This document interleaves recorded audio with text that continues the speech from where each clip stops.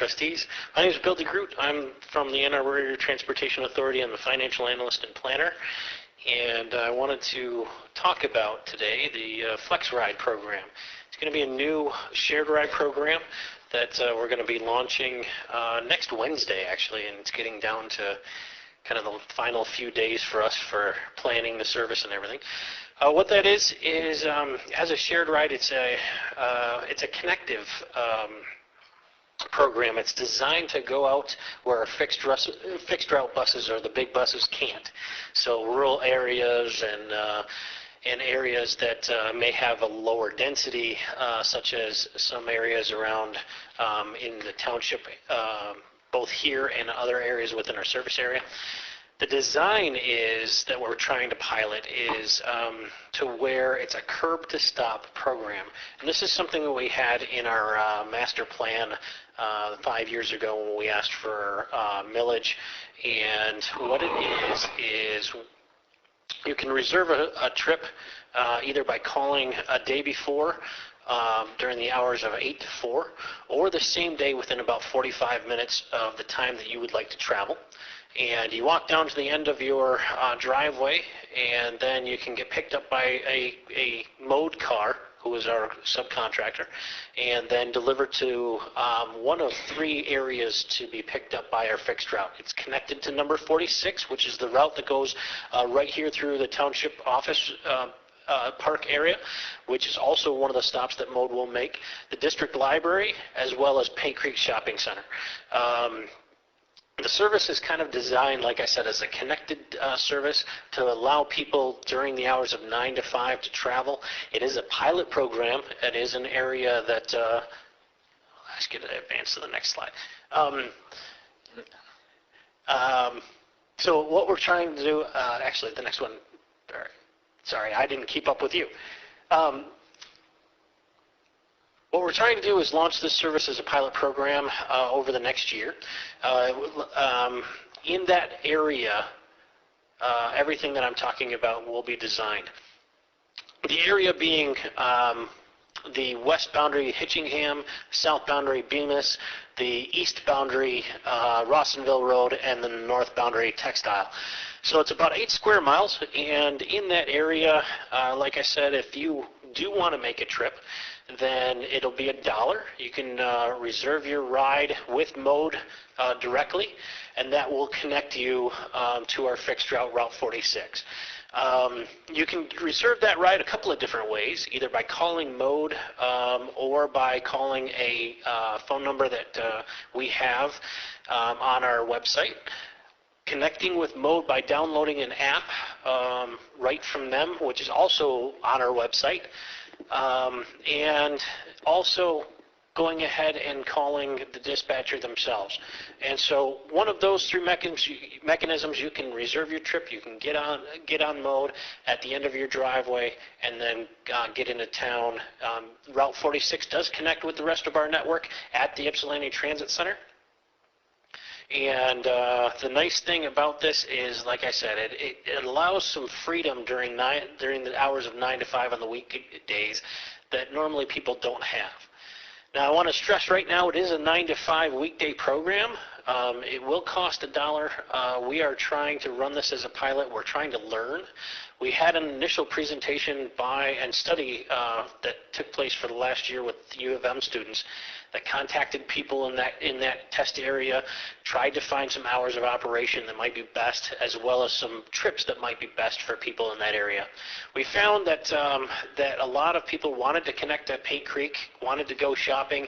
They also wanted the availability during the day when their family could not help them to go to doctor's appointments and connect to the fixed route. The other opportunity that we're going to be doing, because we can't augment this service to run for school bus, to replace school bus service, but after hours where the school bus does not run, we will be running this service to Lincoln Consolidated Schools. So people within the test area, students within the test area might be able to get home for an after an after-school program, or be able to connect to an after-school program as long as the hours of operation still exist to where they can get back home during a reasonable time. Beyond that, what we're trying to do in the next couple of days to get the word out is everybody within this area, within this 8 square mile area, will receive a postcard listing how the service basically is broken down, how it initially works, given a little highlight summary, and then also focusing everything into what I'd like to also tell you about, which is myflexride.com. Right on AATA's website, you'll go to the myflexride.com web part of our web portion, and that'll direct you to everything that you need to know regarding the service and this pilot program. Now, I do want to stress it is a pilot program, so please, as you use the service, or if you have friends that live in this area that don't know about the service, try and funnel them to that place. Also, try and use the service, because we're trying to gain as much knowledge about the service and about this type of opportunity so that we can replicate it or grow the service to either further hours, weekend service, or those types of things. But right now, the last bit of my presentation is to talk about the funding side of this. This is completely funded by a grant program and by our millage program going forward. So right now, the future impact to Ypsilanti Township is being covered, and we are working together to make sure that continues. But we also need to hear how this is going to benefit the community and if we need to make tweaks to it in the future. So please, your ears, we need to hear from you as well. Yes, ma'am. I was going to say, can we ask questions? Absolutely. Okay. All right. Clerk Ross. So if I live in this area, I live in this area and it's after school and I'm at the Lincoln High School. Yep. I can schedule to be picked up at Lincoln High School, or do I got to come to the Bemis Road? Nope. You can actually schedule if it's after school hours and the school bus program is not going to be afforded to you as an individual, then yes, you can call the mode number. We will come and pick you up, and we will drop you back at a convenient location or connect you with the fixed route bus, depending on where your trip is going to go. Okay. And is that as far south as you? Is it just for Lincoln? You don't go Yes. south because that's just for school. Okay. So the focus area, both. I know we talked about in the millage. Yeah, which is the focus not only of the millage campaign that we had a couple of years ago, but also. That was also one of the things that was returned in the surveys the U of M students did. That was the primary area that people also wanted to go. And if I have if I live in that area and I call and get picked up, where does it take me to? To the closest fixed route, or is there? So if you live within the 8 square mile area, it will take you back to the curb in front of your house. If you want to connect to the fixed route program, then it can take you to the nearest fixed route, which would probably be, in that case, either the district library or here. But yes, it will connect you with the Route 46 if that is your destination. I want to get a ride to work because I live in that area, and if I wanted to come here, yep. I call, and where does it take me to? You can call and it'll take you basically directly here. Oh, I don't have to go on the fixed route. It'll Yep. take me right here. Yeah, because this is one of the drop points that we are looking at, the three drop locations. So there's 3 drop. So what's the other? District Library, Paint Creek, and here. Oh, okay. Yep. And so for you, it would be a drop point here. If you did not work in one of those 3 locations, then it would connect you to the Route 46 at one of those locations. And you have your choice. Like if I want to go to the shopping center, that's where it would drop me. Yes, ma'am. You would just tell the dispatcher at the time that you made a reservation where the nearest drop point that you would like to be dropped at, and they will do that. They will There's 3 ways to do it: is get the app on my phone, Yep, which is right behind you on the screen. Flex Ride, or call that number. Yep. Sure. Are there other questions? Yeah. Monica? Thank you, Madam Chair.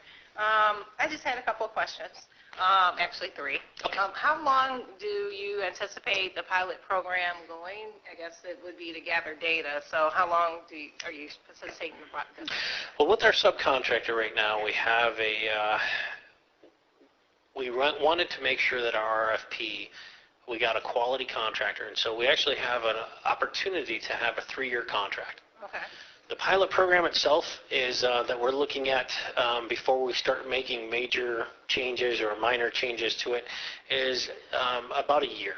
Okay. And so what we really want to be able to do in that time is find out how many riders, where the concentration of ridership, and it takes a while for people to know and grow the service and understand the service as an opportunity for them. Mm-hmm. And so, this is where I think helping neighbors out is really important to grow a grassroots service like this, because you don't see a bus going down the road. It's easy to see our 40-foot buses going down the road because they're of size. It's easy to see the UPS truck going by your house. It's harder to see a sedan or a smaller vehicle and know that that's what that service is. And so we would really encourage not only the postcards and the social media campaigns that we're trying to push out there, but also encourage just word of mouth, talking to your neighbors and talking to people in that area, letting them know. And if there are any listservs that you can forward to us, then we can be able to try and continue to get the word out in the future as well. But that's really the effort that is going to be required to try and gain ridership along the way, and also hear feedback. Hey, this isn't serving the needs, or we really need to shift hours because I either can't get to work, or those types of things. We need to hear all that information. Okay, I have two more questions. Do you know if the cost of the Flex Ride could possibly increase after the pilot? Not sure. Right now, what we want to be able to do is incentivize the program to where it does not compete with other lines of business. But at the authority, one of the projects that I'm personally working on is we are doing a fare study over the next couple of years. And so at that point in time, we're looking at all of our lines of business to make sure that our fares and our things are aligning with the target audience, the target opportunities, and to make sure that we're still serving the community properly. Now, after that fare study is conducted, can I guarantee it? No. Okay. But at this point in time, for the next, for the foreseeable future, we're not going to change the fares. Okay. And the last question. How would the Flex Ride work with transfers? So in other words, if they're transferring to a bus, can they get a transfer on the Flex Ride, or do they have to pay a different cost after they get on the bus? So that's a great question, and thank you for bringing that up. There is no free transfer in this process. So fixed route to fixed route, bus to bus, there's a free transfer because you already paid into the system. Because we can't guarantee that the fixed route is going to be your end point, it is going to be the regular fixed route fare of $1.50. So it is still, for a lot of people that right now rely on a ride in that area, because that's the only other service for seniors or disabled individuals. That's actually still less because you're paying a round trip of $5 instead of a round trip of potentially $8. So it's still a viable option for those who have limited mobility options that allow them to ride in a sedan, or even would choose during this operational hours to ride that way instead. So there's still some savings. So it's and over a same-day trip, comparatively, $4 one way versus $2.50 one way. That's a significant difference in cost. Thank you. Sure. Go ahead. Thank you. I think Monica covered some of my questions. So I just have two then. What will you consider a successful pilot program? Like, what is the target number that AATA is looking to achieve through this program? Right now, I don't think we have a number of riders or a number of budget. Right now, and I don't mean that negatively. I think that the way to measure this program is actually the success gained by making sure that we are able to connect people and give them an option. And so moving forward, the more that we gain ridership and know the time that people want to travel from that part of the community to our fixed route program, and the more transfers that we can actually look at, or destinations within serving more lessly dense population, the more that we're going to be targeted in the future on being able to design services better that gets out into the communities. So I think that the way that I would look at it from a planning perspective is giving people the option of of not being as confined to their house as they currently are. And the last thing is that it says here, if you use the app, that you get real-time information. Yep. So what is the wait time that you guys are anticipating? Like if I called or used the app would the app tell me I have to wait 20 minutes and then the car will be there? Or what does that look like? There's a couple things. So there's actually two things, as I understand, the way that the vehicle is going to be talking, not only through the app, but also to the rider. Once you make your reservation, and we do limit the amount of time that on the same-day trip that you can. So if I call right now, then the earliest that I can take that trip would be 45 minutes from now, because not only does it go through their dispatch system, it actually has to then get sent out to the vehicle, because the vehicle has an electronic database in it that shows my next trip. So once that driver and that computer gets that information, then they have the ability to accept that information. That will also send out a vehicle location that says, I'm so many minutes out from your location. You can track it on the app itself. I believe that also we will have a text option that will, once the vehicle is a certain distance away, 5 minutes or 10 minutes away, then it'll text you on the phone number that you gave. Now, obviously, that has some limited options for disabled community, but we have some ways to deal with that as well. But that's my understanding of the process flow. So if you weren't using like the app or texting, like say I call and I don't have a cell phone with, the ability to text, someone would call me back and say something like that, or? I'm not sure I'm not sure whether it would be a full callback or an automated system. We're still looking into that. That might be, that's part of all the parts of learning of the pilot program. What do we need to be able to serve customer service-wise? I think that would also qualify under which successes are we benefiting and which not. Thank you. Yep. Other question? I have a couple. Mr. Eldridge? Both the trustees on both sides took a few of mine, but I'm just going to go back over because I want to make sure I understand it correctly. Can you just give me again how this area was the area you selected within the township? Sure. I actually think that in part of our negotiations a long time ago in developing the countywide program that then got implemented into a 5-year transit improvement program, during those discussions, we looked at the opportunity of bringing the Route 46 down, the fixed route down around Ford Lake, and then how to connect the southern part in general. The way that we wrote into our plans is the southern part of Ypsilanti Township with the rest. And so through that, we've been trying to figure out different ways, different mechanisms of what does introducing transportation service look like in the more rural parts of Ypsilanti Township. And so this became an extension. We actually looked at different feeder options from across the country.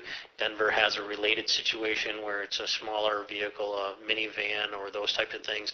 Out east, they actually do it with larger buses. But with the road profiles, in this area, the difference in between gravel roads, Class A roads, and different things like that, we can't guarantee that we can get a full-size motor coach down those roads, much less impact the financial commitment of doing more damage to those roads because of the weight of our vehicles. So we felt that this is the best option, and this is why we then incorporated a study with U of M's transportation planning program. And they did a study.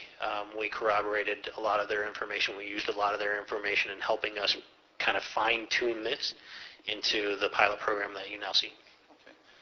Okay. And Bill, and I'm probably hearing this wrong, but if you can just clarify, because as many people in this room know, I'm big on benchmarks, as Mike will tell you up top. So if I heard you correctly, you either have or have the ability to enter into a 3-year contract with your provider. Correct. The pilot is for up to 1 year with that same provider. And I forget which of the trustees asked, but how are you going to define success? Because that's a little worrisome without knowing that up front. And I say that because you may see a lot of people use your service, it only costs $1. Mhm. And if they use that service and you see your numbers spike, Mhm. then the belief would be that, well, our program was successful, and now you're going to change the cost model, and you may not see the same success moving forward. Is there any way to at least give ballpark figures that this is what we're looking for to define success or failure? And if we find success, this is the area where the costs will be. There has to be some mechanism and information out there that gives you an idea of where the cost will lead to. So right now, one of the things that thank you for kind of clarifying that, and I would, with the limited time, I want to make sure that I don't sound too techy in this. So yes, what you're talking about is riders per hour, riders per service hour, cost reductions per service hour based on fares or those types of things. We have some metrics from across the country. We have some TCRB, which is our kind of American Planning Association for transit people.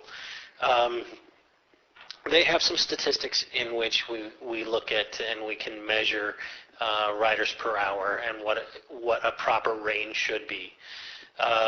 Because we don't know the true ridership, U of M used those to run some initial analysis for us, and it returned anywhere from about 2 passengers per service hour to about 4, depending on how the model is run and where the destinations are.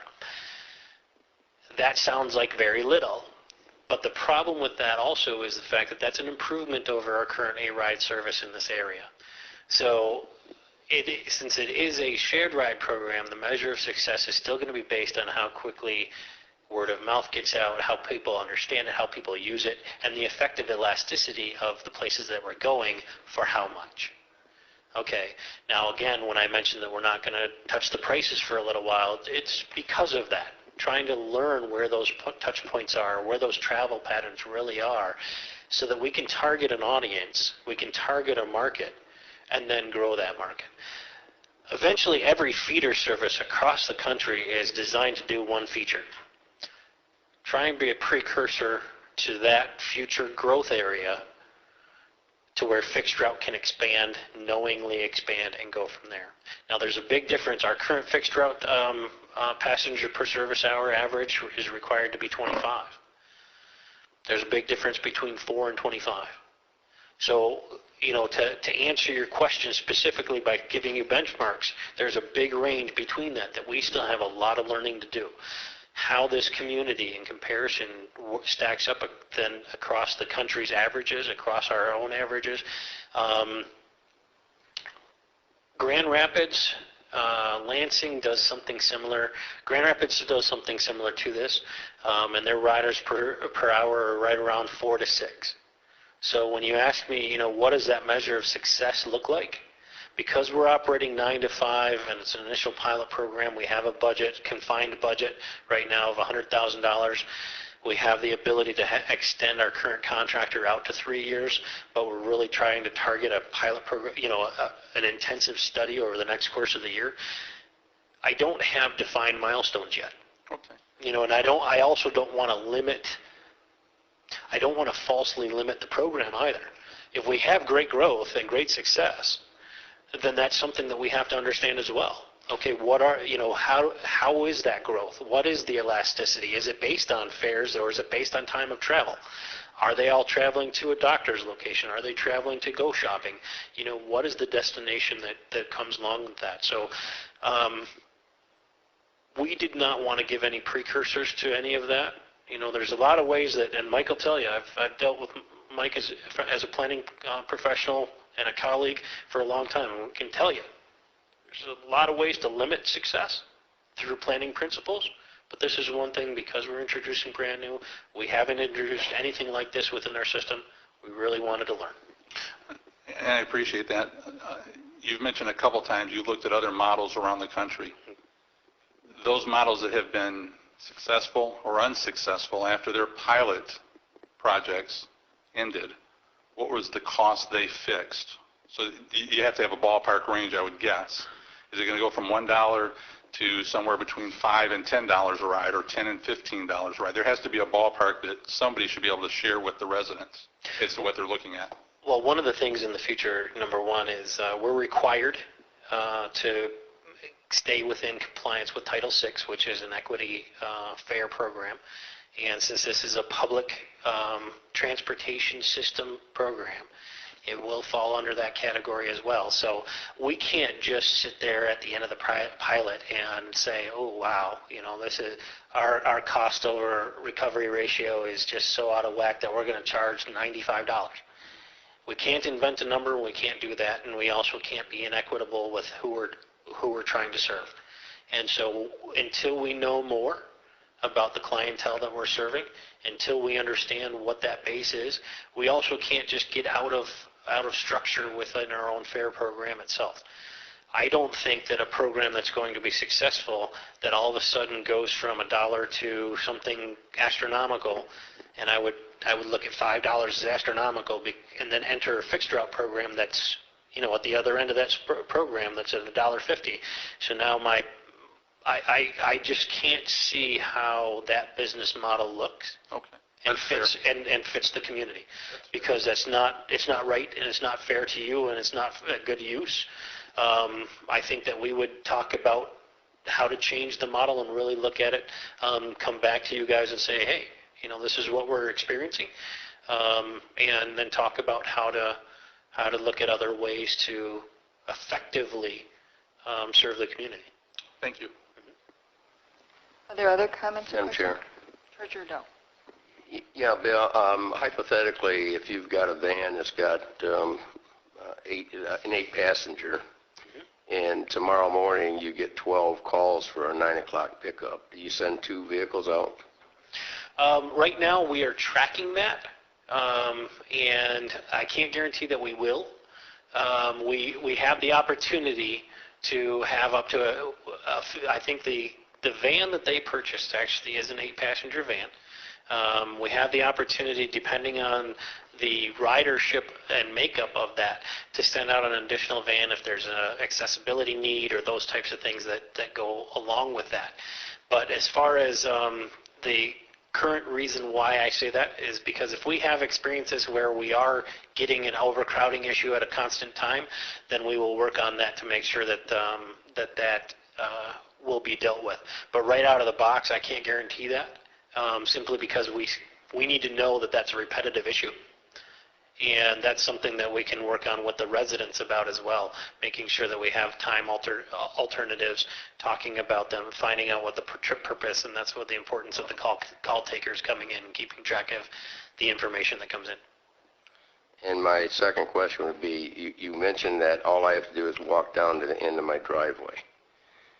We were given a presentation a few weeks ago, and I was under the impression you had to go to some corner, a cross corner, Bemis and Hitchingham, or is that, which one is correct? No, I'm not sure what that information. Well, it's the one before you. Okay. It's right on March Road, and they didn't want to put an exact address in to show someone's house. That's what they said after. Okay, so one of the things that I want to make sure of is that as we talk about, it is a curb to stop program. Okay, so because of the way that either apps are shown in public or different things like that, that I want to make very clear. Once you make your reservation, then we will stop at the next safest stop, whether that's the end of your driveway, which is most likely 99% of the time, or depending on snow or those types of conditions, we will pick you up at the next safe way that vehicle can get off the road and pick you up safely, whether that's a mobility aid issue or other things like that. So I can't guarantee that it's always going to be at your curb, but it will be, at your property. Yep. Jimmy, did you have any questions? Clerk Rowe? My question was, if, I forgot it now. Sorry about that. I have a couple of ways if you want to think about it. Yeah, sorry.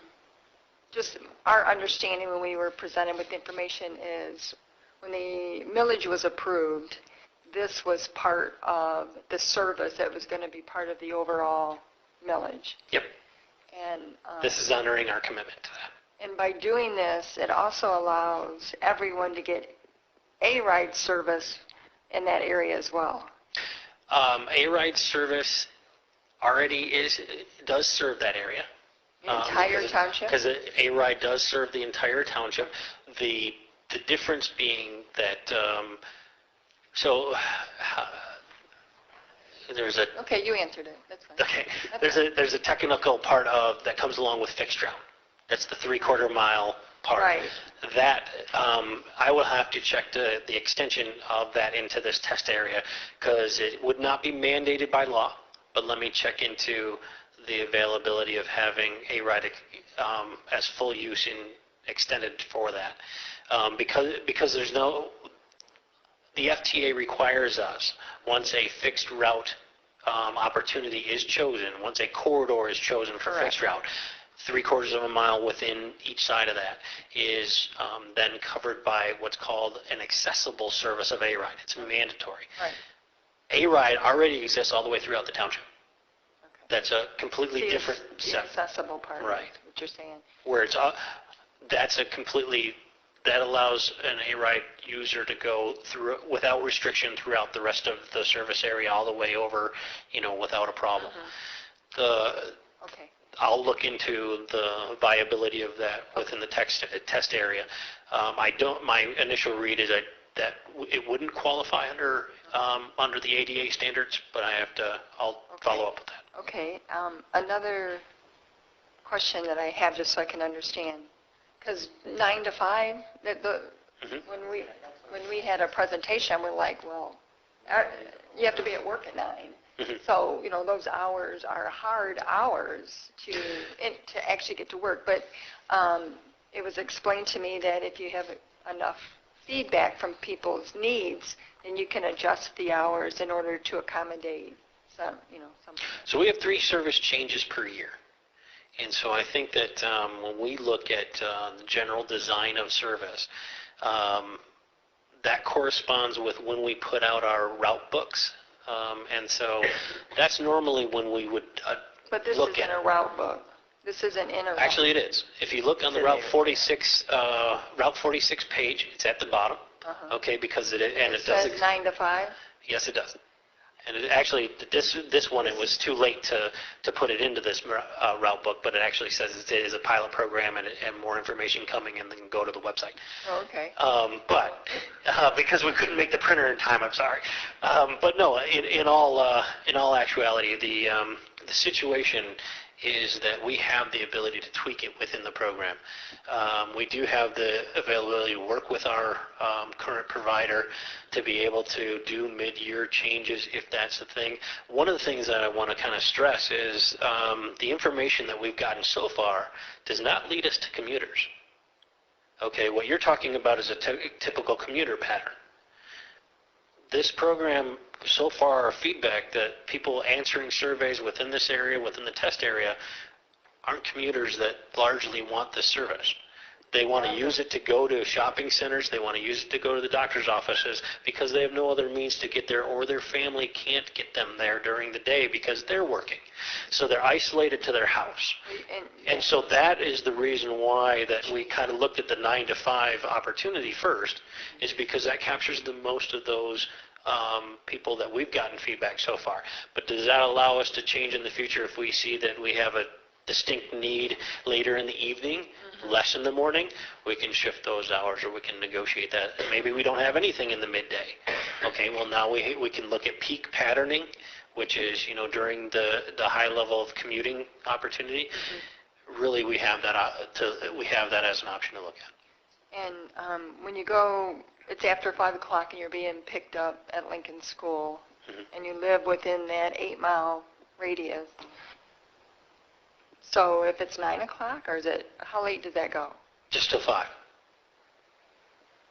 So you don't have after hours, like if there's a football game, you don't, or if there's a debate team or robotics. If you're able to catch the last 5 o'clock. Catch it at 5 or Yeah.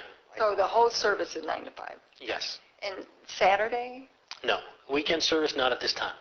Again, not desired because the doctor's visits and those types of things were not, that was not something that people wanted to do right now. Yeah. And So- It's kind of surprised us as well, I'll be honest, as a planner. But at this point in time, that's why we're launching it during that time frame, is trying to capture Well, the and the most. survey was a small It amount. was a small sample size, but it was all within the test area. So I'm sorry? it was all within the test area. It was a small sample size within Small. of people within the test area. Is it mailed out? So, I'm sorry? It was both emailed out as well as mailed out, as well as I believe that some students went door to door along some corridors. We went to some neighborhood watch meetings, and there was a small mailing, because we asked these questions, but I understand what you're doing, and I think it is a great idea for people to have opportunities to get around on the south side, because residents don't. Right. I mean, that's the place where there really are not routes to get people there. Right. The U of M connection was a big issue that we brought up. Yep. And then it was $7.50 a ride, and they did a presentation here. Oh, that was the express route. That's a completely different service. No, I can know. talk but about that. What I'm saying is all of this has been part of the millage Yes. that was presented, where you went around and Yep. and you did get a lot of feedback for access to Lincoln schools. Yep. But 5 o'clock, but that can change with this pilot, if I understand what you're saying. Is that correct? Once we gain more information So the about our more feedback you get, the more riders you get. Absolutely. Because, Or not get.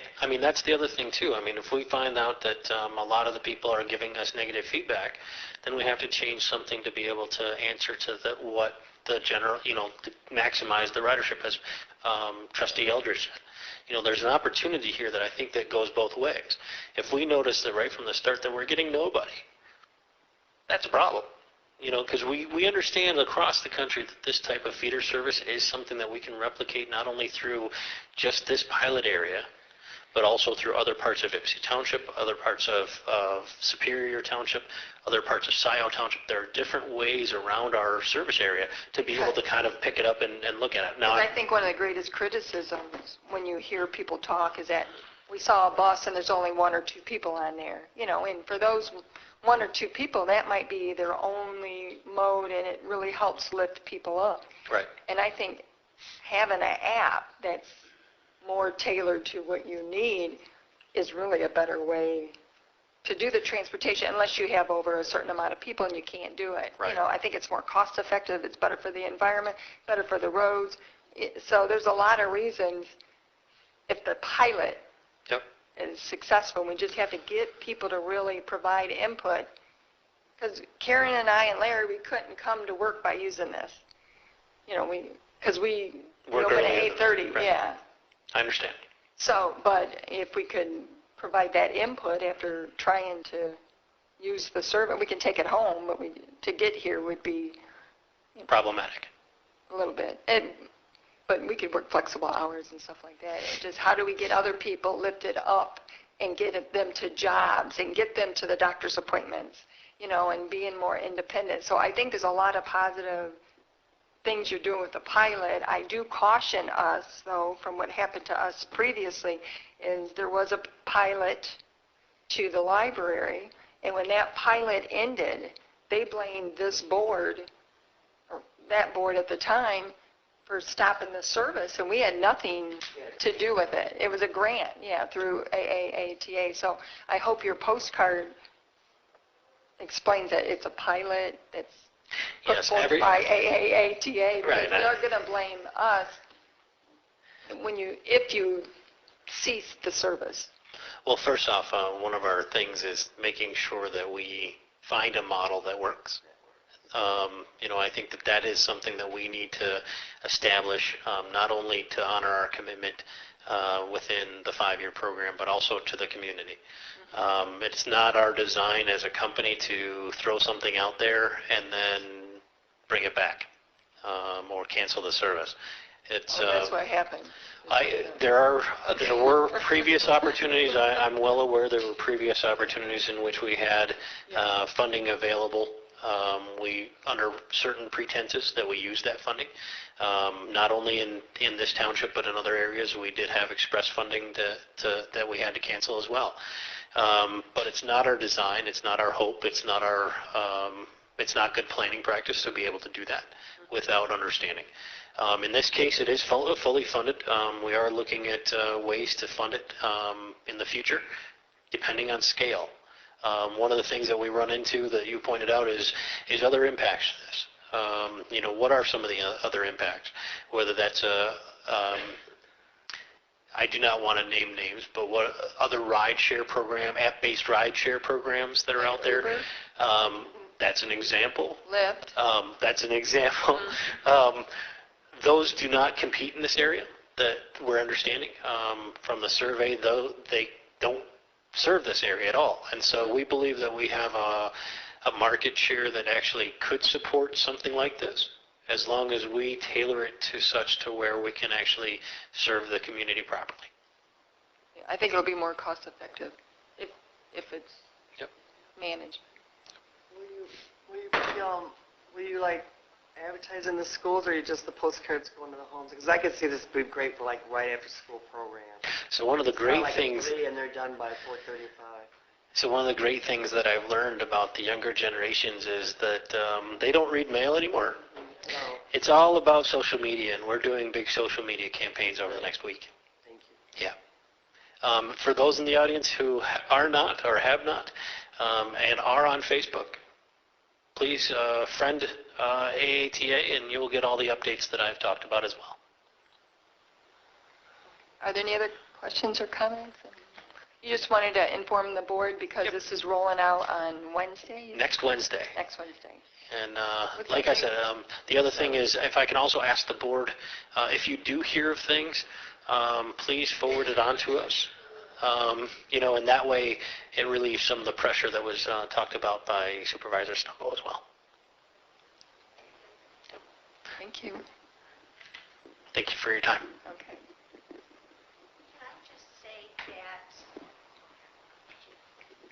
Can I just say that a lot of times the mail doesn't reach people, or they just throw it in the trash. So a way to get in touch with older people who might use this is by Neighborhood Watch. And I don't know if there is one in this area, but in the areas wherever you go, to let them know. The same way we found out that if you're over, I don't know, the age 62 or something, that you can get a free bus pass. And a lot of people don't know that. Thank you. I'll pass that on to our contact team and make sure that they, from now on, that they also try and include those things. I think last time we did the master plan discussion, we were pretty keyed into a lot of the Neighborhood Watch And programs. they did come to the district, Lincoln District, it's called, on the south side. Excellent. That Okay. area, they did, and they took surveys. And Great. I will continue to make sure that that they're involved in the process as well as we learn more about this endeavor. okay. Thank you. Thank you. Okay, the next item is to review the agenda. We have item 3 is a public hearing from the agenda on the streetlights and cameras. Clerk Rowe, did you want to? We have two public hearings tonight. The first one is on the lights, and the second one's on the cameras, and they're both for the manors. If you remember that when we approved those developments, it was required as part of the development agreement that the developer put in cameras. In order to put cameras in, because they have all decorative lighting, we actually have to put 4 street lights in at each one of the entrances where the cameras, and to provide both the power, and they said it would enhance the lights, even though it's not required for the cameras to have extra lights, but it would help. So we had to, working with the assessing department, we have to keep the street light separate from the cameras, and so that's why you have 2 separate districts for 2 cameras at each one of the, two cameras, one at 2 different entrances, and 2 lights, one at each entrances. So I'll be reading the resolutions in the record. I'm not sure if the developer was going to come, but they're the only ones that got the, because there's currently, even though we did hear that they sold some properties, the latest addresses that we had still had all the properties belonging to the developer, and so that's who the public hearing notices went to. Are there any questions or comments on I know that Attorney King reviewed it. Yes, she did make a couple of suggestions, and we did change those and put that, it's in the packet of the new resolutions, yeah. And there will be a second notice sent out to them.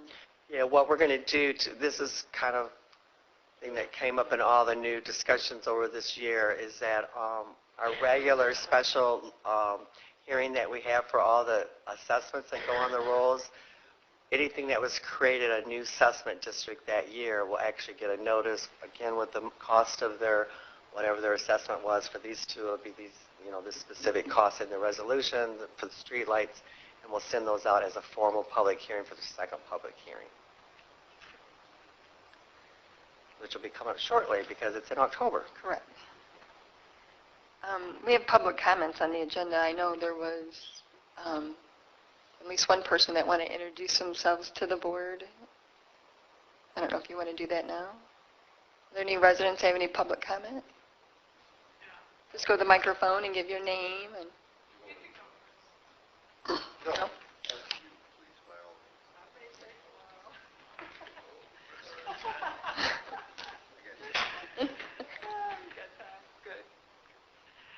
Hello, my name is Joanne McCullum.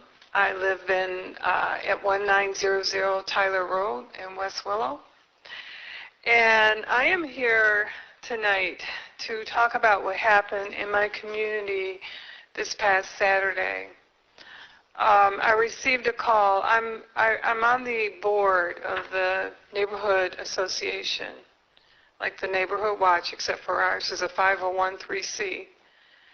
And so I get calls when things are happening, and I got some calls that day asking me why were there people walking down the street following a hearse with a coffin.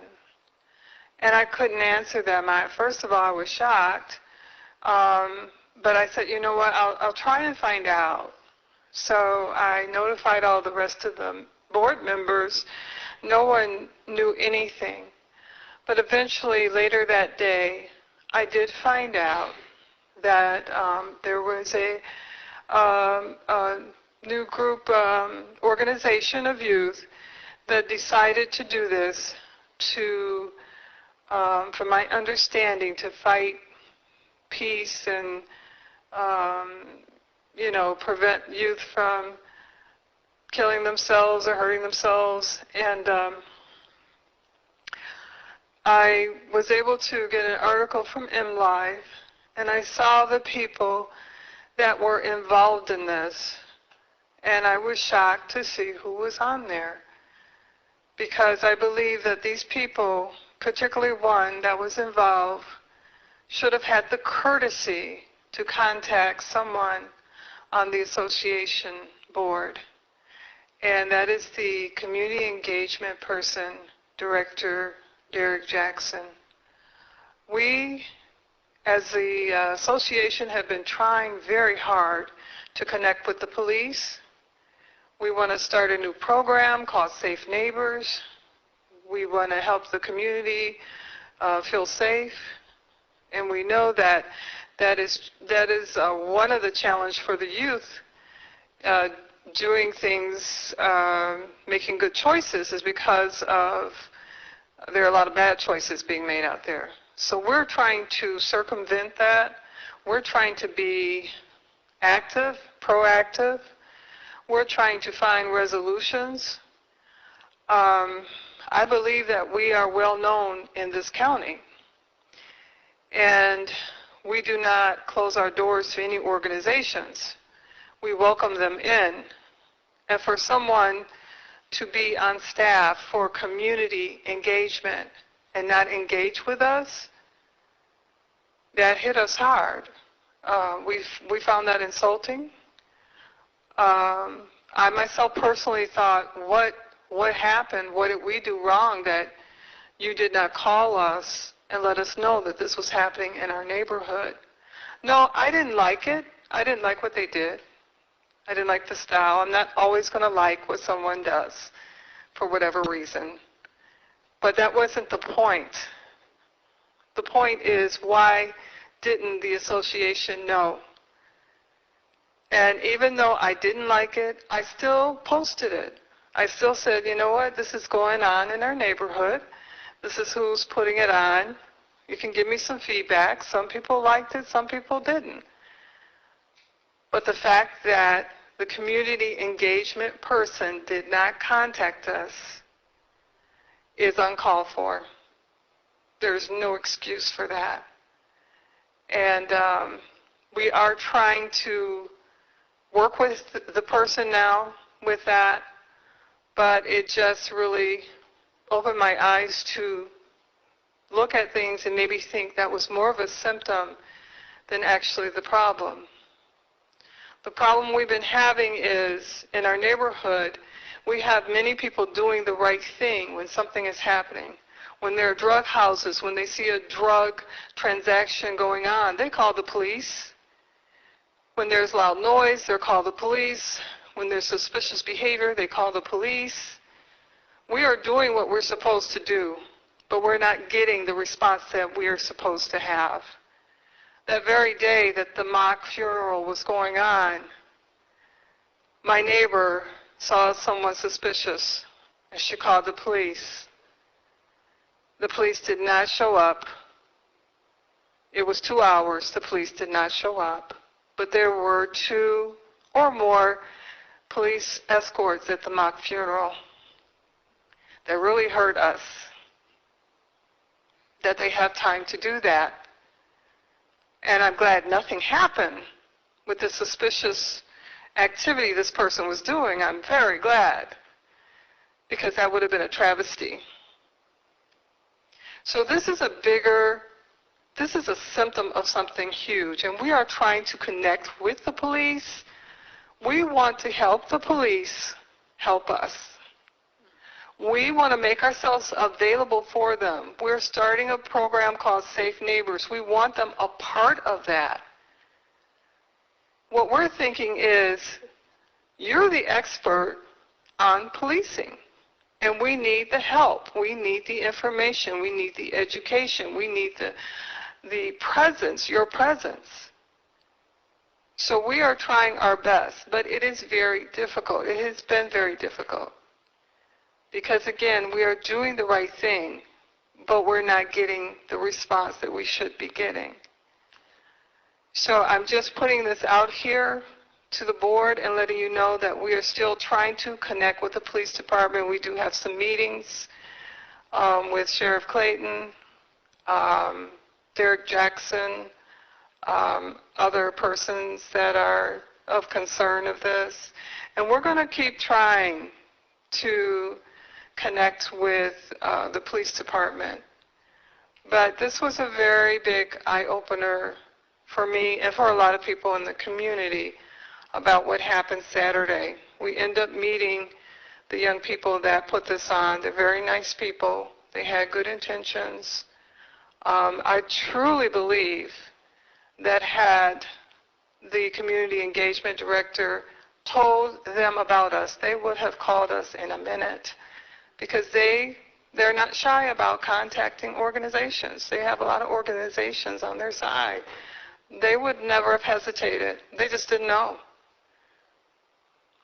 So I'm just putting this out there to let you know that West Willow, the new West Willow Neighborhood Association, is active in trying to connect with the police force to help our community be a better community. Thank you. Thank you, Joanne.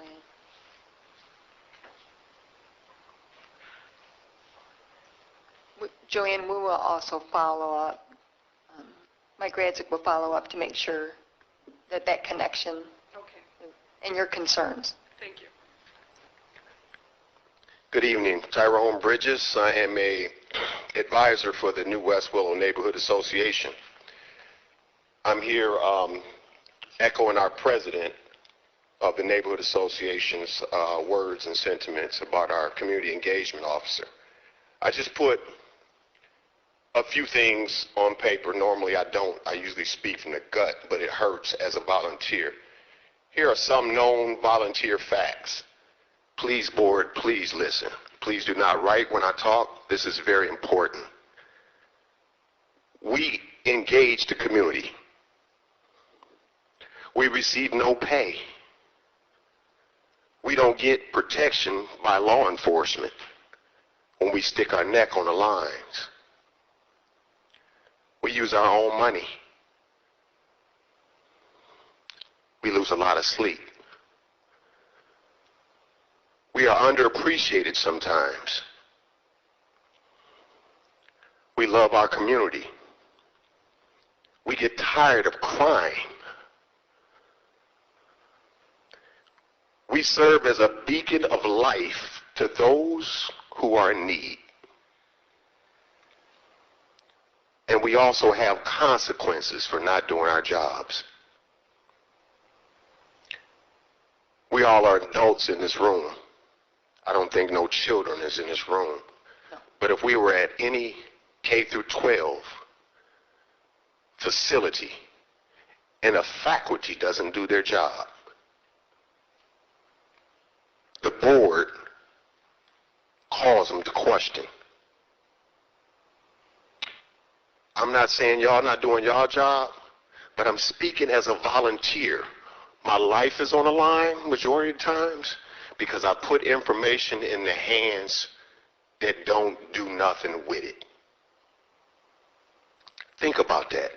I don't want this board to come back one day and lose one volunteer in West Willow. I'm in here trying to help prevent these gangs from happening. I know a lot of information. I'd be damned if I'll share with Bradzik or the Sheriff Department because this is personal.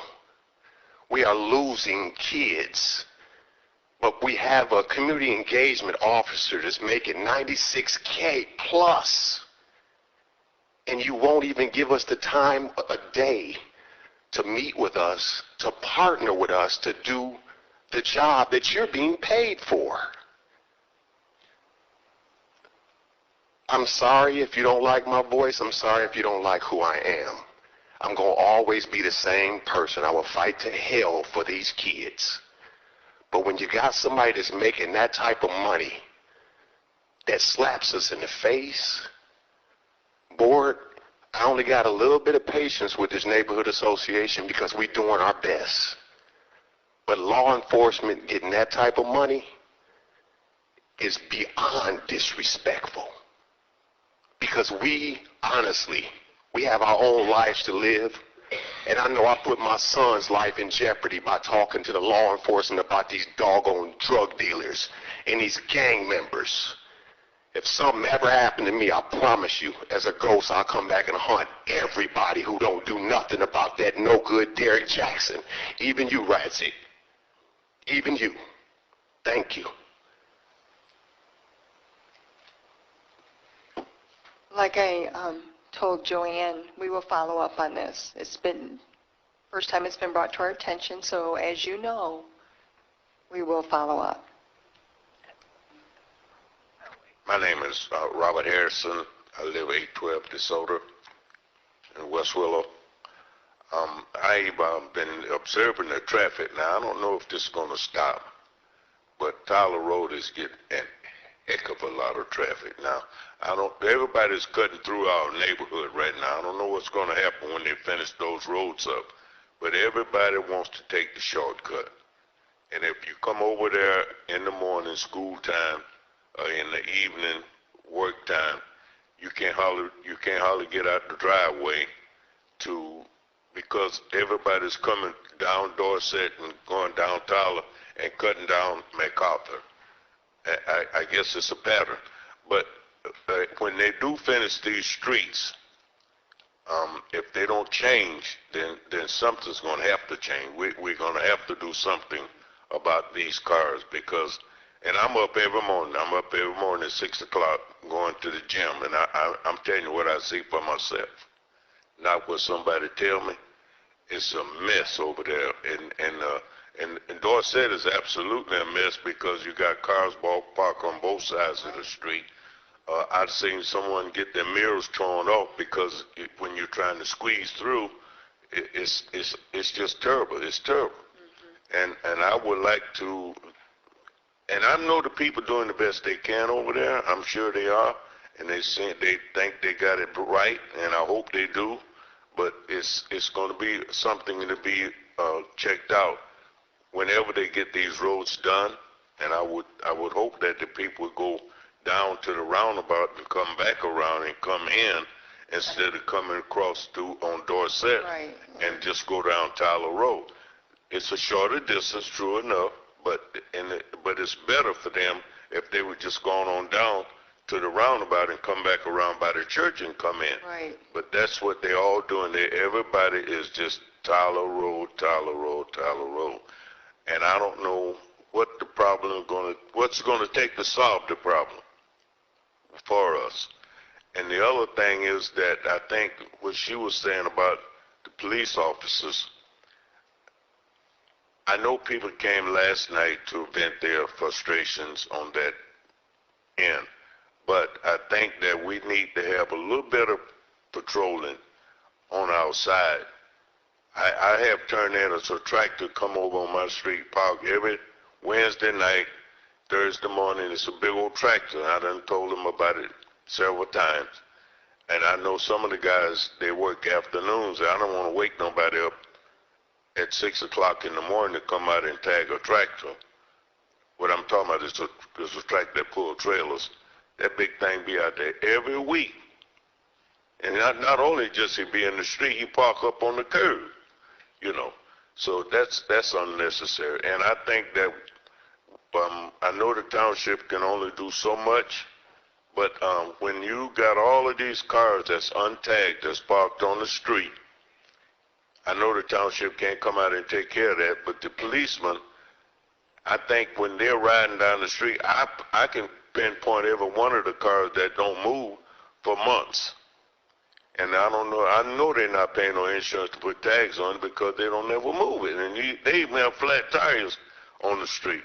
So they should be moved. We want to keep our neighborhood looking good. We want people to come over and say they're doing a fine job in West Willow. And the other thing is, I have a house that I rent, I hope I'm going to stop after this. All these rental people, even me, should be chastised if we got people living in these houses that do not want to keep them up. Now, and that's my friend over here, Mr. Resnick. I'll talk to him about it. But I think that we should have these people that we can talk to them one-on-one. You know, and let me know what I'm doing wrong. Let me know that I should keep my properties up a little bit better if I'm not doing what I'm supposed to do. We want people to be proud of West Willow, not snub their nose up when they come over to visit somebody. I thank you very much. Thank you, Mr. Harris. I'm sorry. Are there any other? I'll wait. Let's hear the.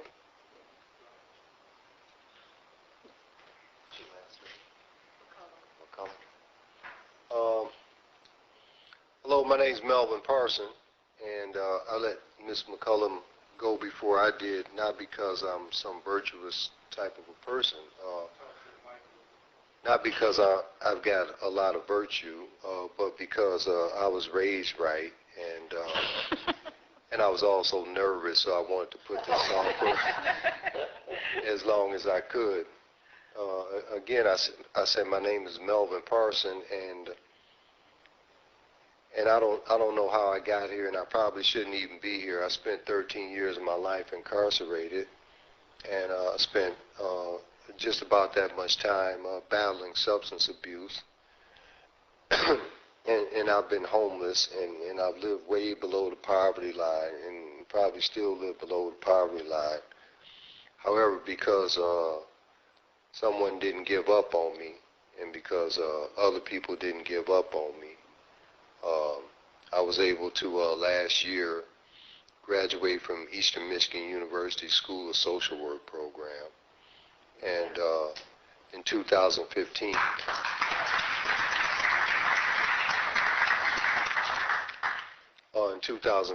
me and a friend of mine, we co-created and co-developed a mentor program called A Brighter Way that mentors men and women returning home from incarceration.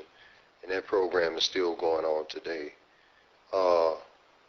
And currently, in that same year, I started a farming initiative called We the People Growers Association. And this thing has kind of morphed on me. I feel like I'm just a vessel in all of that. I just wanted to, I went down to the farmer's market. I planted my first vegetable in 2014, and I was living in a housing complex, and a wonderful lady named Verna passed away in the winter of 2013, and somehow in that spring of 2014, I inherited her raised vegetable bed. It was a 3 by 9 foot raised vegetable bed. I didn't ask for the vegetable bed. I don't know how I ended up with it. And I was given some seedlings, and I grew some things, and it made me interested in where my food came from. And so I went down to the farmer's market in Carytown, because I live in Ann Arbor, but the only reason I'm able to live in Ann Arbor is because I've got Section 8. I couldn't afford to live in Ann Arbor without that. So I just want to say that. I don't have any money. And so I went down there to Carytown to figure out what a cucumber was and what a beet was and a radish. And I'd be down there for an hour. And one thing about me is I'm a champion of social justice and social equality. I'm a firm believer that either you've got a seat at the table or your ass is on the menu. And so I'm down there for an hour, and I see nobody that looked like me. And then I looked around at the people who were selling me my food, and they didn't look like me either. And it felt like at that moment in time, the universe said to me, Melvin, this is where I want you to sit at. And ever since then, it feels like the universe has been conspiring to make sure I have a seat at the table. And not only have a seat at the table, but that I'm relevant at the table, and that I have a voice at the table. And currently, I'm leasing a half acre of land from a wonderful church in Ypsilanti Township called Grace Fellowship Church House of Solutions. And I've got a farm, you know, and a lot of the food that I grow ends up at restaurants in Ann Arbor and some restaurants in Ypsilanti. And I was able to hire someone this year. And my goal is to build a world-class urban farm in the township of Ypsilanti that will support a workforce of about 10 to 15 men and women returning home from incarceration. And I think that's nice and that's fine. But I think more importantly, when I think about a world-class urban farm, I think about a farm that changes the soil in people's lives, because that's the jam, right? You know, yeah, growing some food is fine, and hiring some folks, that's fine too for economic development and all of that. But I was looking at some of my plants, and I thought about how some of them really flourish as a result of the soil that they're in, and how some of them that I didn't plant in that type of soil don't do so well. And because I'm a social worker, it made me think about human beings flourish in good soil also. And so that's what I want to do. I want to change the soil in some individuals' lives. And I want to create this world-class urban farm at a school that's been closed for several years now, called Kettering Elementary. And I want to create this world-class urban farm where people in that neighborhood can look to that with some pride. And not only that this world-class urban farm looks back at them and says to them that they're important and that they're relevant and that that community's relevant, right? And that the individuals around there are relevant. And I talked to Madam Chairperson Stumble. I hope I'm saying that right. Yep, and, you got it. Great. All right. And I know a couple of people, trustee members on the panel, and so I'm honored to be here and just share that with you. And I'm looking to start on that next year. I'd like to break ground there. I would like to begin building that world-class urban farm. I know I can do it. I think I'm the man for the job. But I need a lot of help, and that's fine too. I'm pretty good at accepting help, but I'm also good at being reciprocal in that. So thanks for letting me babble. That's all I got. Thank you, Mr. Parsons. Are there any other public comments? No? Oh, Mr. Mr. Well, yes, sir? Andrew Wells. I know. This is a different subject besides the farming, and I do that myself. Okay? What I'm concerned about our community as well, I understand that we're getting ready to get over a few $1 million worth of neighbors coming next to us. But my concern about, what about us? How are we going to be looking at them, and we not making ourselves look good as our community? My concern is that I'd like to know what your think is about renters, homeowners, that people that own homes and they're renting the property out. We got a large number of renters in our neighborhood, and I'd like to see them here, and I'd like to hear something from you, what you expect of them as you expect of us, as far as keeping our neighborhood clean, raking the leaves, shoveling the snow, and keep our yard up. I think we need to really get to the bottom of that, because it's very important, because our property value is not increasing very much, and we get a neighbor and their property worth millions of dollars, and we just like it the ghetto. And I don't like that. I've been there since 1971, and I think we can do better than what we're doing. And I just like a little bit of your input. What's the future for our neighbors? Thank you, Mr. Good. Wells. Are there any other public comment? Monica, did you want to follow up? Yeah, It's a Westwell. thank you. And I'll get back to your comment, Mr. Wells. I wanted to start with Joanne's and also Tyrone's. I live in West Willow. I don't think that's a secret to anyone here. And I have to tell a little bit of a story about how I found out about the event. I was called by 4 people asking me if someone had died. I didn't have any information to give because I didn't know any information. I did call Joanne, who's the president of our neighborhood association, because I figured if someone would know, she would know. And she didn't have any information either. I also talked to Supervisor, well, actually we exchanged emails and then talked to Supervisor Stumbo, and she had no idea, and we didn't have any idea as a township. I want to make it clear. I believe the young people that put on that event, they were trying to do a good thing. They were trying to do a good thing.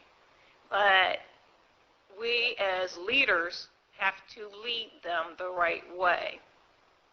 And when I say that, we as leaders, is that if I could have been contacted, if Joanne could have been contacted, if the township could have been contacted, I totally believe that event would have went off just fine. And I am concerned as a resident of that neighborhood about the symbolism of what was saw. There are questions that I have that I will be addressing, because I'll be honest, the last 48 hours, actually now 72, I have dealt with the impact of that incident. But you know what? I don't mind, because I serve my community and I serve my neighborhood. But the questions are, and again, we do have a meeting scheduled for tomorrow, is basically for the Director of Community Engagement. When did the WSCO become aware of the Saturday, September 16th event and its associated planning efforts? I have heard various aspects I need to know. I think our board needs to know when the planning efforts were done and when did this person become aware. The NAAA, as Joanne stated, A lot of people know about it. It's been around since the 1990s. It's a very strong neighborhood association and very, very accommodatable to groups and organizations that want to be partners. So why wasn't the New Westwell Neighborhood Association? Why wasn't Ypsilanti Township?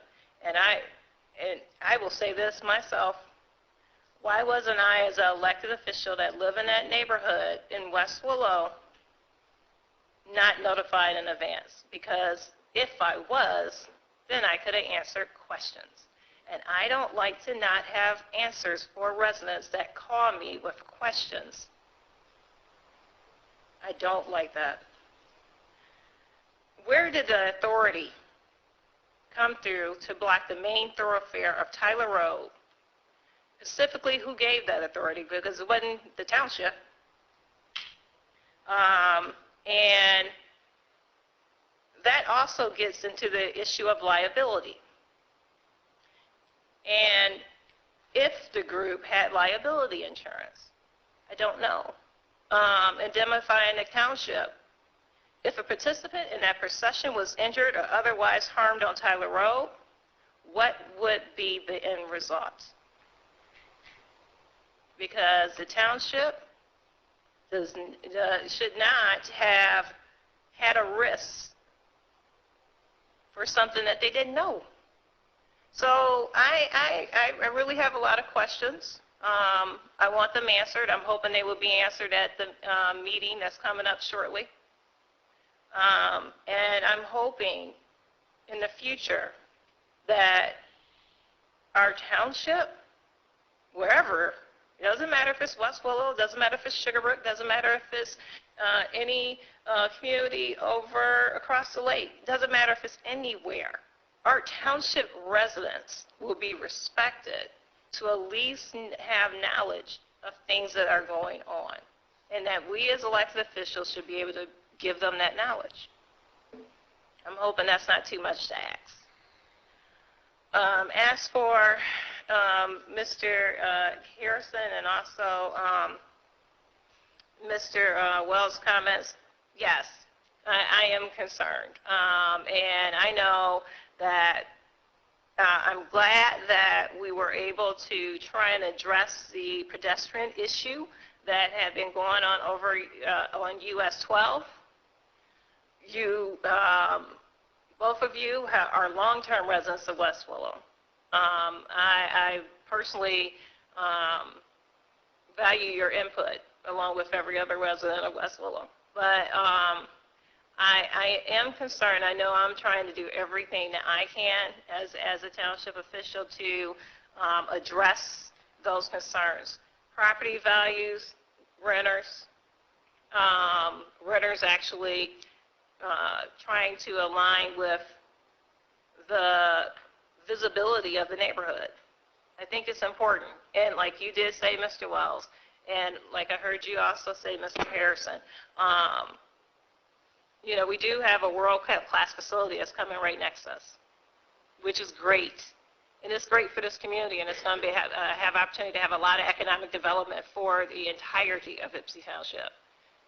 And we do want to make sure our community is represented well. So I hope I answered the question. If I did not, please let me know. I'll try and do the best I can. Thank you. All right, let's move on to the agenda then. And we have consent agenda on the minutes and the statements and checks. And I do know that there's some department heads here and some guests that we want to make sure we get to the agenda item. We have to be done by 6:45. Okay. So are there any questions on the minutes and the statements and checks and the treasurer's report? No. Is there a general legal update, Mr. Winter? During the regular board meeting. Okay. And we're going to skip over old business one right now since they spent so much time at the last meeting, but we do have the second reading of ordinance 2017-474, the sewage disposal service rates. We'll come back to one. And I know that Director Castro is here. First reading was held at the meeting in August. I didn't know if there was any questions or if Mr. Castro would want to do an overview of the, well, the increase that's being proposed is,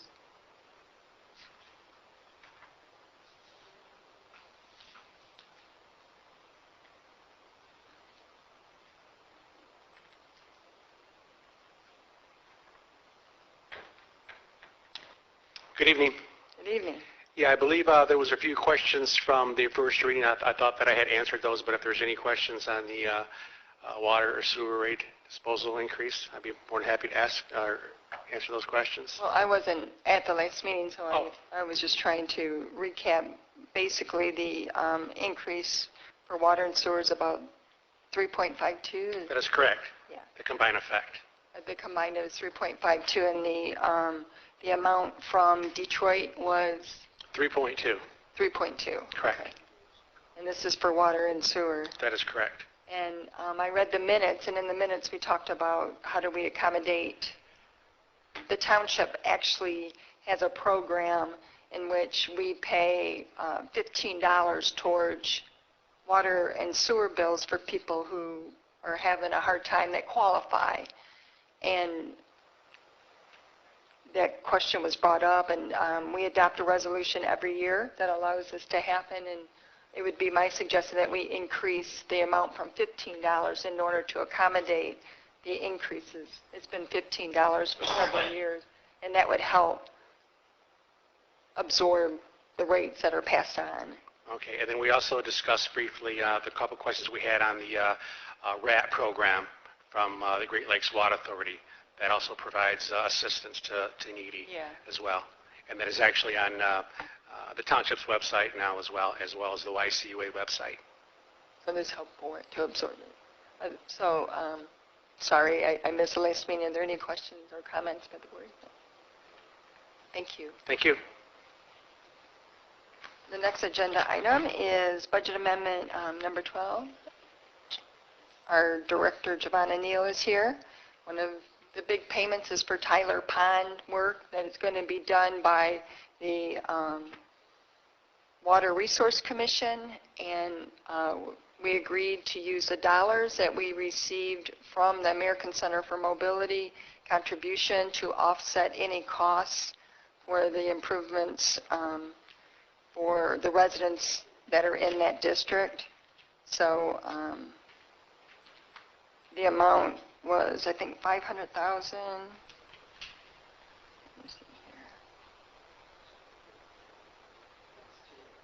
The township, yeah, and this is for the payment, but it's really, I think, important to note that the residents will not pay any money for the repair to the Tyler Dam stormwater system. And when we negotiated dollars for that, Mr.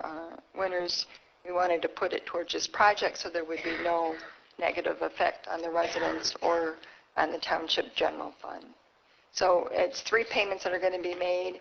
It's going to be have to be completed by 2017, the payments, and then this project hopefully will be completed and out of the township's hands. So 40 years or 50 or 60 years down the road, whoever's here at this board level will not have to go through what we've had to go through and the money we've had to spend on a dam that Henry Ford gave us. So, and we've spent a lot of money on something we didn't even ask for, and this will bring that to a closure and put it in the hands of the Washtenaw County Resource Commission. So we think long-term that's the best way to handle it, so no one has to go through this. Some of the other budget amendments on there is a PTO payout request for over 32 hours, and we also have to transfer to the golf course fund for the cart pass to complete that project, which is on the agenda. They removed all the hazards and took out a lot of the asphalt that was there, and it does look better and it's much safer, Stan, like Stan had pointed out before, because the roots made it go way up. So now they're going to put more limestone down on the areas to raise it up. Sure. When I looked into the budget, I saw that it was a contingency of 15,000 that we had to bump to 23 to cover the improvements. That was a change order number 1. Right, and final one, it said. But that's about a $59,000 difference than the budget amendment. Is that for prior work completed? Or, because it doesn't outline what the extra 59,000 is for, approximately 59,000.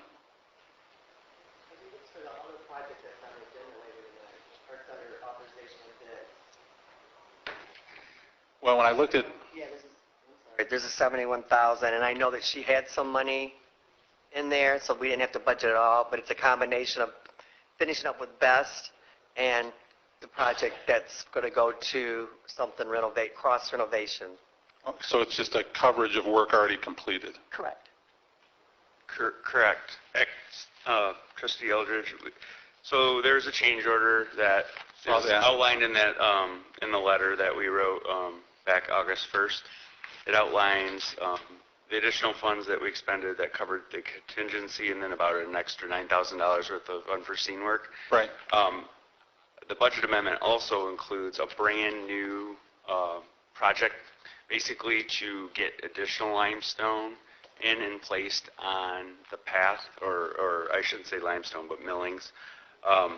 And that was just recently bid, opened, and then we recommended cross renovations, as Karen mentioned, for additional work. And that work would begin this fall and/or spring, depending on the contractor's schedule. So the budget amendment couples both the work that Best Asphalt did and in addition, this additional work by this new contractor. And the additional work in the retaining wall is about 9,000, 8,000, It's not 8,500. Correct. It's I'll give you the exact number. And so the extra 59,000 is for work already completed as part of all this project. Is that right? Is that what I'm hearing? Correct. This is Giovanna Neal, the accounting director. This budget amendment is for the new additional work. We had the contingency of the 15,000. There was actually some left in that capital improvement line item. We had put some aside already for some vehicles, maintenance vehicles, and so we had a little bit left over. So for the project that we are completing, there was funds left, there was enough funds left in that capital outlay that I did not have to do a budget amendment for those.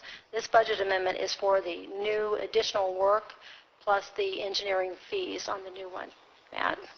Okay. So this is the additional work.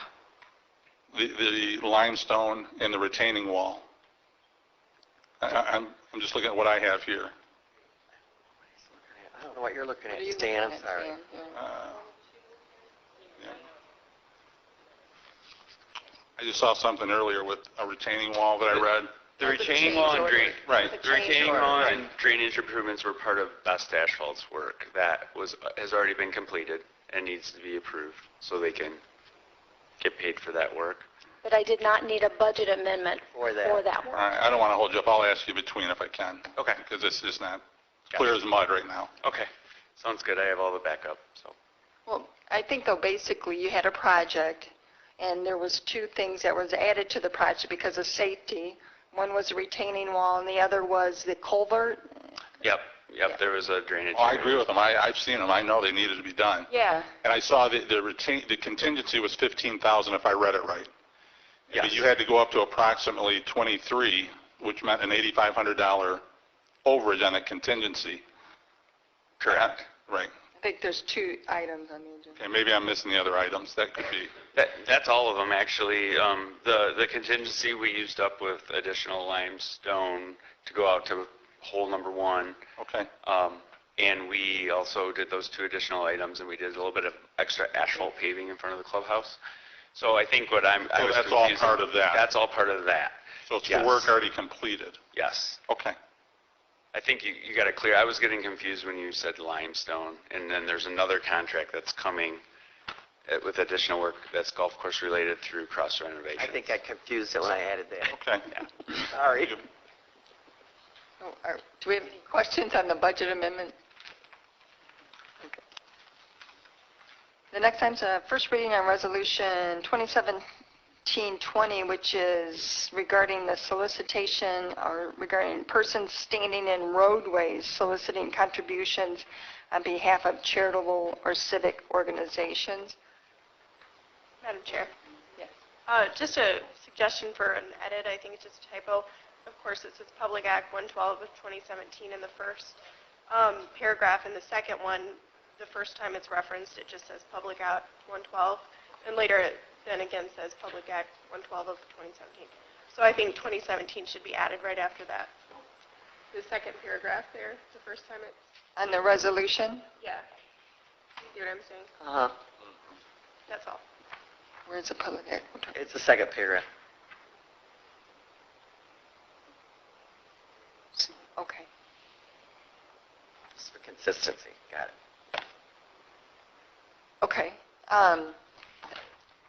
This was brought forth together, Mr. Winters, because of state law change, and state law allows people to solicit in roadways if they are a charitable organization.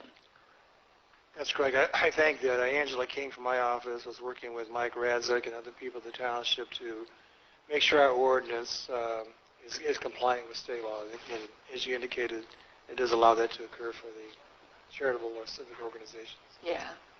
The reason we're doing this is because state law changed, basically. And Angela will be at the board meeting, correct? I don't think so. Okay. Okay. Does anyone have any questions on that? I mean, it has to be charitable organization. That's what's allowed by state law. They do a lot in cities, but townships don't normally have it. And you see firefighters sometimes in cities will have donations, and there's different groups of people that stand in cities. Mostly townships, we really don't have roadways that are slow enough that allows that. Get But, killed. huh? Get killed. Right, right. Madam Chair, I just had a quick comment. I know it's state law, if that's okay. The reason why I believe that when townships and cities around Michigan had wanted to put resolutions against this is because someone that was doing this charitable event had got seriously injured or killed inside a roadway. So, it's state law, but I wish they would look at, the whole impact. It's dangerous to have people inside of roadways. Pretty much, that's what I'm getting. Yeah, I agree. Oh, thank you. And our current ordinance said they could not do that, but because state law said you can't prohibit it, that you have to allow charitable organizations to do it, and there's a process that they have to verify that they're a charitable organization. I'm sorry. I'm sorry. Go ahead, I'm sorry. Oh. But I concur, it's dangerous. Clerk Rowe? Yeah, I was just going to say, I know that the new law that now allows them, the charitable organizations to do it, also says they have to wear high visible clothing. I'm not sure what that definition is, but that's to protect them. That's Lansing at work. The next item on the agenda is request approval of change order number 1 for the golf cart path project performed by Best Asphalt in the amount of $23,596.50. This is the one we were speaking about previously. Are there any questions regarding this? Okay. The next item on the agenda is to request to approve a contract with OHM to provide professional engineering services for additional Green Oaks golf cart pathway work in the amount not to exceed $5,964. That's a very odd number, which is budgeted in line item 584-584-000-971-000 if the budget amendments are approved. Are there questions on that? Why did you choose that number? I'm just asking. Very odd number. Matt Parks with OHM. I very simply took the hourly rates and tried to keep it as lean as possible and budgeted an exact amount of hours and multiplied it by the hourly rates. And you're hoping not to exceed that, though, the Right. letter. Yeah. The letter says that we're hoping not to exceed that amount. Yeah, we won't exceed that amount. Other questions on this? This will hope wrap up the golf cart path project and make the improvements that were long overdue. They were original golf cart paths, believe it or not. They lasted that long. The next item is request for payments to Washtenaw County Water Resource Commission in the amount of $1,183,368.25 for the Ypsilanti Township at-large assessment. This is what we spoke about earlier. They had their board of determination. They bid the project out. It's the same contractor that is currently working for YCUA, Dan's Excavating, and they sent a notice to us to tell us this is the amount and this is what we have to pay towards the project. That's our portion. MDOT has a portion, and the Washtenaw County Road Commission also has a portion. Is there any questions about this improvement? Yeah, I just want to say on both these, the project before, because I think when we originally bid out the golf course, we were in shock. It wasn't like almost $800,000. So we agreed to go back out and redo those, and so I think there's been a huge savings from that. And the same thing is true with this project. I think the savings just straight up is like $180,000 less than what was originally bid for by going with the same contractor. So it's taken longer, but I think it's been worth it because we're saving a lot of taxpayers' money. And plan for the future. Right. That was actually your idea. Yeah, and it actually was the drain issue, the Tyler Dam drain, which is what has been created through this project.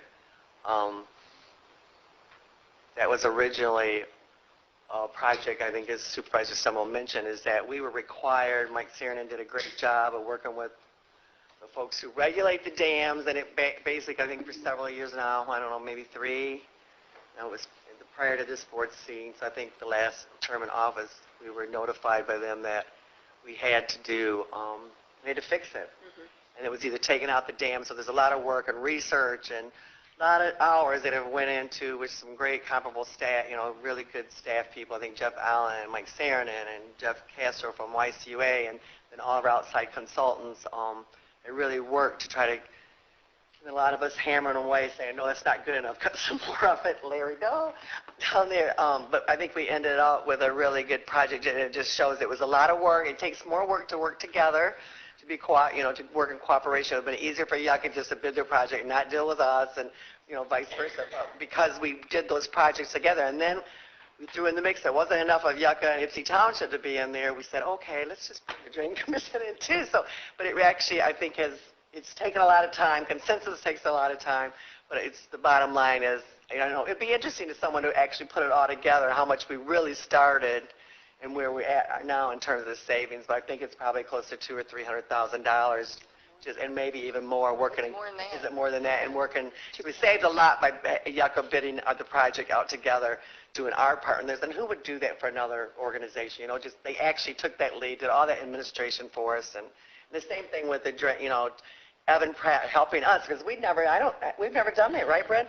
We'd never, as long as Brent and I've been on the board and everybody else, we'd never really been involved in creating a drainage district. We knew that was possible, but when we got stuck with, at that time, wasn't it going to be $2 million? And we're like, or five, yeah, it was, yeah, and we just said, oh my gosh, and so then we just started, working and trying to figure out. And anyways, I just want to thank everybody that's involved in that project from the beginning to the end, and hats off to you, Larry, for pushing us all the time to save more money and yelling at all them engineers all the time to cut the dollars back, and for just everybody that was involved in it, because I think the fruition is going to be, and I think really what Supervisor Stumble said is down the road, the next generations of township boards and residents, there's going to be a process in place. There's a drainage district, so when it needs something, and hopefully it's never going to need anything of this magnitude, but the tweaking and things that the dollars are going to be there in order to make that happen from all those who are contributing and benefiting from that drain. And I think Yucca made out a little bit too on the project by being able to do something different, not build whatever it was, they bridged it, or whatever, the trestle or whatever they were originally sold. They saved money too. So anyways, hats off, and I've rambled on enough. Thanks, everybody. So the actual amount was $603,000, which is the township at large, and the resident portion was $580,000.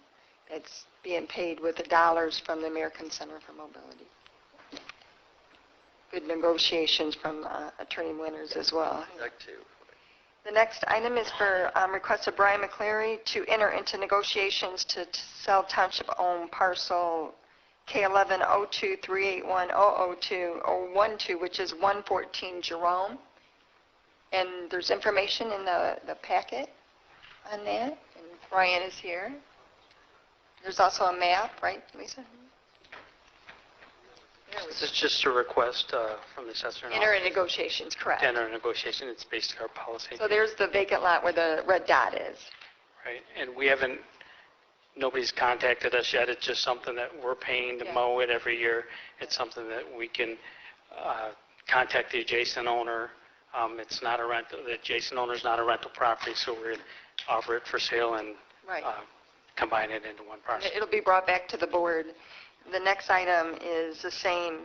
It's to enter into negotiations to sell township-owned lot 101 LeMay, and that also will be brought back to the board.